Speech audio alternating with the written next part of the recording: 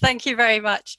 It's my pleasure to be here today. I am very sorry that once again we can't meet face to face. I'm sure we would love to be in Prague, even if the weather isn't so spring-like, but I'm sure we will have a very successful Eurachem week in any case. So I'm just going to start the workshop with a very short introduction to Eurachem. I guess with the numbers we have participating, there may be some people here who don't know so much about Eurachem and its activities, so I'll just give a short introduction. So I'll give an overview as to how the Eurachem network works, its aims and its memberships, and also have a look at the activities that it undertakes. If you want to find out more information about the Eurachem network, then please do visit our website at eurachem.org. So what is Eurachem's focus? Well, its strapline, as you can see from the slide, is that it's a focus for analytical chemistry in Europe. But we're really thinking about analytical measurement in a very broad way. We're not just focusing really perhaps on the end measurements, but also on other activities that can impact on the results that laboratories produce and the decisions that our customers or our clients might make based on those results. So traditionally, we probably were focused more on the kind of analysis cycle, so things like method validation, measurement uncertainty, but increasingly we've been producing guidance and looking at topics relating to maybe sampling and also the interpretation of measurement results. So we're trying to address all aspects that could influence the quality of analytical measurements and therefore could influence the reliability of any decisions that are made based on those results. So what is Eurachem itself? Well, it's a network of national and other organisations.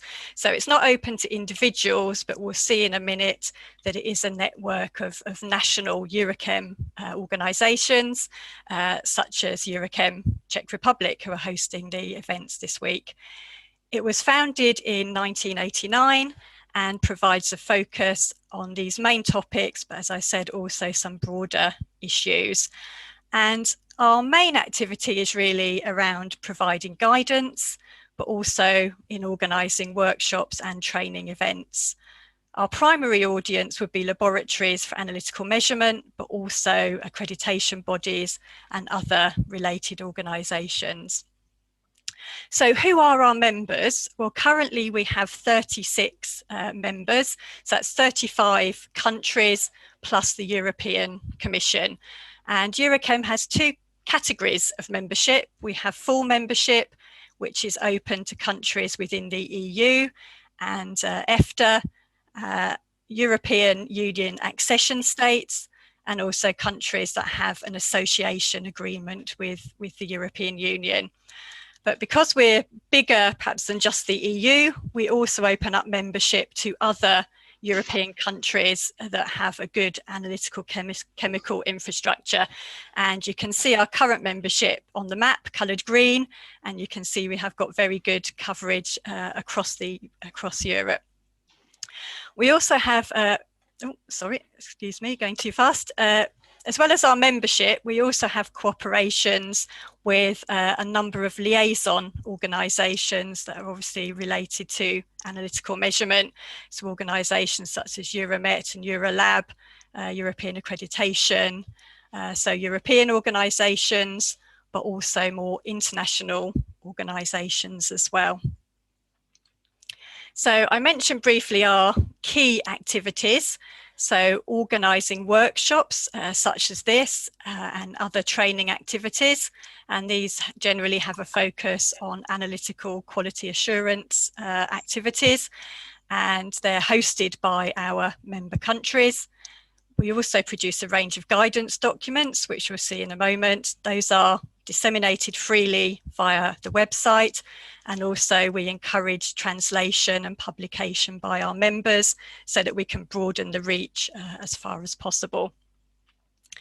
The way the work is delivered is through our working groups, and we have a number of active working groups that you can see there on the slide.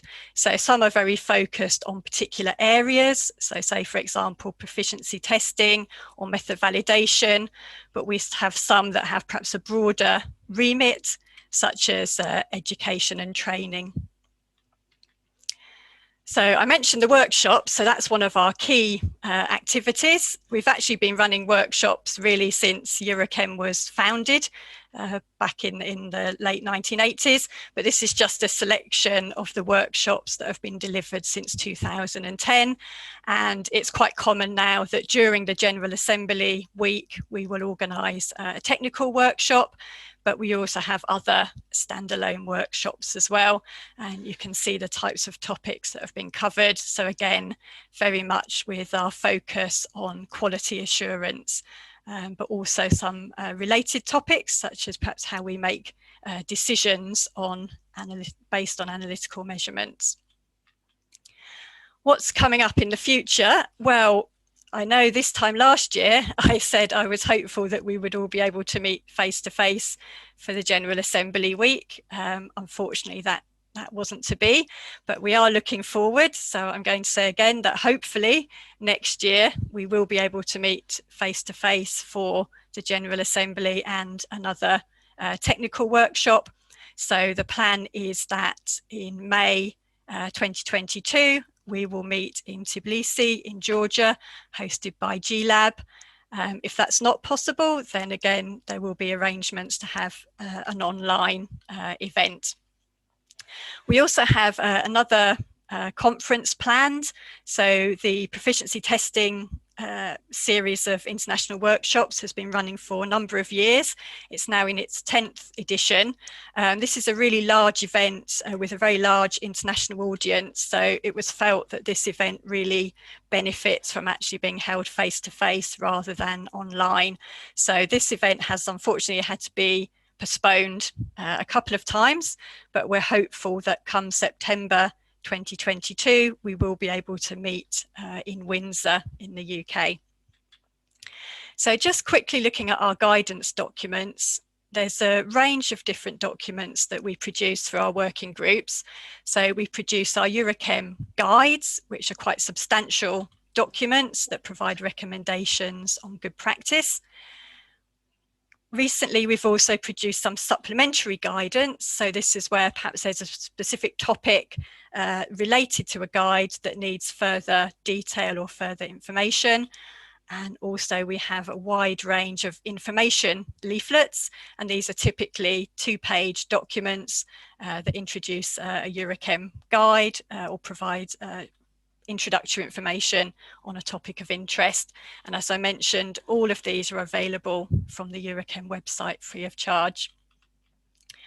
Translations are available, so we encourage all of our member countries to produce translations of these documents, and those are also made freely available. And we actually also have some translations into languages from outside of our Eurachem membership. Now, I won't go through all of these slides in detail. This is really just to give an indication of the whole range of guidance documents that's produced. And if you're interested, as I said, you can find them in the publications section of the website. Just to give you an indication of the interest in these documents, this is a recent summary of the downloads of the guides, and the next slide will show the leaflets. And you can see, perhaps not surprisingly, the most popular topics relate to method validation, measurement uncertainty, and obviously these are core requirements in our accreditation standards. But I think what's interesting in these is also showing how important the translations are. So in some cases, we actually get more downloads of the translated documents than the original English version. And as I said, this slide just shows the leaflets as well. We have a very wide range of leaflets. And again, most of those have been translated into a number of our member languages. And you can see that the translations are very popular. So Visit the website if you'd like to find out more about the leaflets. So this just gives, again, an overview. The proficiency testing working group has been very active over the years in producing leaflets. So that's a summary of the ones on proficiency testing. But all our working groups produce guidance documents. So there's a number of leaflets relating to uncertainty and traceability, and also method validation and accreditation, and also one on terminology. The two supplements that we have at present both relate to our method validation or our fitness for purpose guide. There's one on the use of blanks in method validation, and one on planning validation studies. And actually you'll be hearing more about this topic tomorrow when I'll be giving a presentation on planning in method validation. All of our guides are subject to review. So we have a procedure for the development of guidance documents, which sets out how guides should be prepared and approved, and then also how they should be reviewed. So we have a couple of new guides that are in preparation. Again, actually both around measurement uncertainty, but one in particular focusing on qualitative analysis. So this one is actually being reviewed at present by the Eurachem members. So hopefully that one will be published fairly quickly. There's a requirement for all of our guidance documents to be reviewed at least every 5 years. At that point, they can either be confirmed or put forward for revision. So we have a number of guides that are currently under review. And so then when that cycle is complete, the later editions will be published on the Eurachem website. How is Eurachem managed? We have a rotating sort of cycle of chairs. So we actually have a group of 3 chairs who work together. So as you know, I'm the current chair. Isabel, who's speaking later this morning, is the vice chair, and Marina Patriarca from Italy is the past chair, and that changes every 2 years. So in 2022, hopefully in Tbilisi, I will be handing over to Isabel, and the secretariat is currently held by LGC in the UK, which is where I'm based. So if you do have any inquiries or questions or something you can't find on our website, then feel free to contact the secretariat at that email address. There are various ways you can keep in touch with us. So obviously we have the website, which I've mentioned a number of times. You can follow us on Twitter. So I'm hoping that there will be some tweets going out this week to promote the workshop and the General Assembly. Last year, we launched a YouTube channel, so you can search for Eurachem on YouTube. There's some videos on there. One just giving an overview of Eurachem activities. There's one we produced last year in relation to World Metrology Day, which is 20th of May, so we'll be marking that again this week. And most recently, in relation to the International Day of Women and Girls in Science, we produced a short video highlighting some of the contributions from our female members of Eurachem. If you'd like periodic updates on Eurachem activities, then we also have an emailing list, so you can subscribe at this address here, and we typically send out emails about 3 times a year, just updating on new guidance documents and any workshops or other activities that we might be organising in the coming months. So feel free to register with that if you'd like to have regular updates from us. So just to wrap up, hopefully I've given you an overview of what Eurachem is and its activities, and hopefully you'll find some of those useful. So obviously it's all relating to topics you'll be hearing out about today, so you'll be able to follow up on those by looking at some of our guidance documents. So these are just our sort of most current activities. Our most recent guides that have been published are the new edition of the Proficiency Testing Guide, so that's in its 3rd edition, and very recently the Measurement Uncertainty and Traceability Working Group published a second edition of its guide on uncertainty and compliance assessment. And as you've seen, we've got a number of activities relating to the revision and development of new guidance. And these are our upcoming activities. So hopefully we will be able to meet some of you face to face again in 2022. So just to wrap up, when people ask what Eurachem is, I can say, well, it's a network of organisations, and we have national networks, but really Eurachem is its people. Everything we do is generated through our membership and through our working groups. So without those active members, we would be nothing. So I would like to say a big thank you to all of the people involved with Eurachem in making it the successful network that it is, particularly our friends in Eurachem Czech Republic, who've put in a big effort for organising the event this week. So this is where we were last year, and unfortunately this is where we are still this year.